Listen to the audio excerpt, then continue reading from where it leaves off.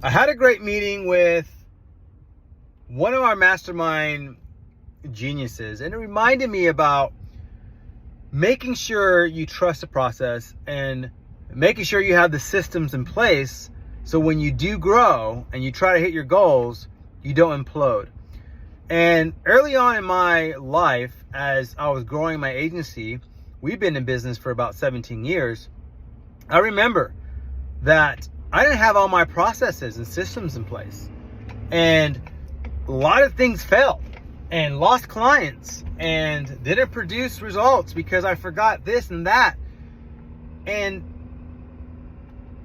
in the moment it was pain, or I should say, in the moment it was painful. In the moment it didn't feel good. But now, 17 years later, oh my gosh, I'm so glad I went through that, because then I put systems and process in place so that if that happens again, I won't have to relearn that again. I don't have to, pay that tuition again, is what we say, and lose clients.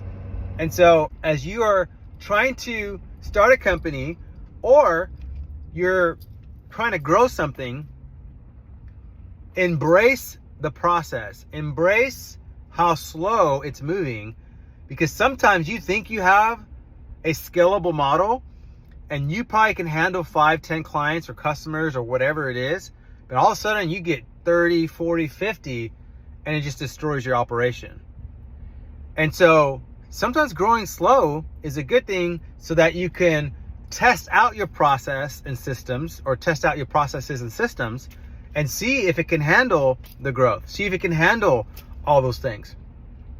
And then as you grow and bring new clients and see results, or whatever it is, then you won't implode or you go under. And so don't be so quick to want to grow so fast, because all of a sudden you grow overnight. And I've seen way too many companies where they get 5, 10 clients, all of a sudden, I'm gonna give me an office, and I'm gonna go buy me all these computers, and I'm gonna go do all these things, get in debt and all this stuff, and then didn't really allow the time and the process to make sure the systems and processes can keep all those clients. All of a sudden the clients go, and then what happens?